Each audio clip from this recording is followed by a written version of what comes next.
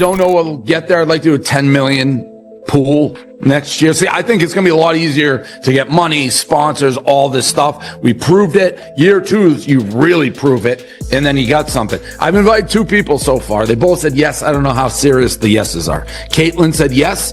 Kaya Trump said yes. Those are my 2 that I've asked. Whether Caitlin Clark has officially said yes to a multi-million-dollar invite from Dave Portnoy, and you can bet the WNBA is losing its mind. Portnoy tapped her for his massive internet golf tournament, and Clark agreed. Now, this isn't some backyard charity scramble. We're talking a tournament that draws 20 to 25 million viewers and could feature a $10 million prize pool. While the WNBA scrambles, fumbling to figure out how to promote their brightest star, Portnoy swooped in and secured her spot for next year. Here's the big question. Should Clark continue building her brand beyond basketball, or double down exclusively on the WNBA? Drop your thoughts in the comments.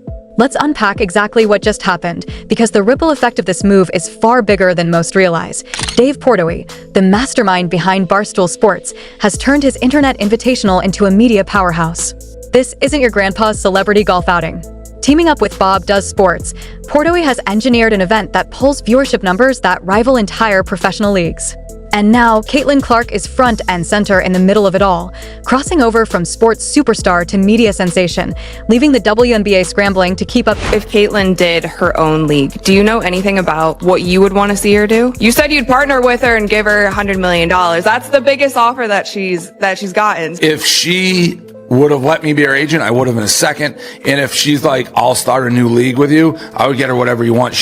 I don't think she'll ever do that. Like, I talk with her never about that stuff. She has State Farm, Nike, Gatorade. Those are like blue bloods. Reminds of Tom Brady in a way. Like, very rarely, if ever, publicly says anything that like should cause any waves. She's kind of like been a good trooper for the Fever and the league. So I think she wants to make the WNBA work. I think she grew up wanting to play in it, but you have to have a certain personality. Like, I think if she truly was like, I'm out of here, I'm starting my own league, she'd have people lining up, including myself, and she would put the WNBA out of business. So when Dave Portnoy was asked if next year's tournament would be even bigger, his answer was immediate: every year.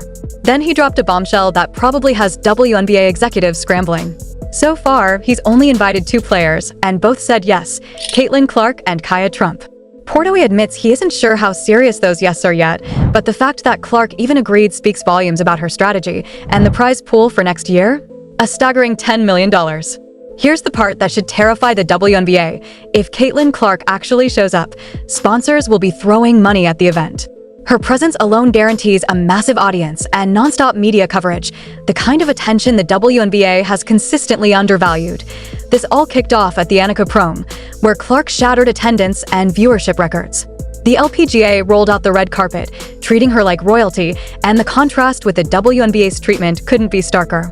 And you better believe Dave Portnoy was watching. He saw the numbers, felt the energy, and made his move. 10 years ago or 5 years ago, that doesn't matter, and that doesn't matter in any negotiation. It's like, well, we haven't made money for 15 years, 20 years, or whatever. That doesn't matter. It is now. Like, it is now, and you have to take advantage of it now, and that's how it works. So you never know, because she is in the middle, and commissioners are always in the middle, and commissioners are always going to take the brunt of what the owners don't want to feel. And who even knows what the real numbers are? Like, when they came out, well, the owners, it's all mixed in with the WNBA, the NBA. It's super convoluted to actually figure out how much they're making, how much they're losing.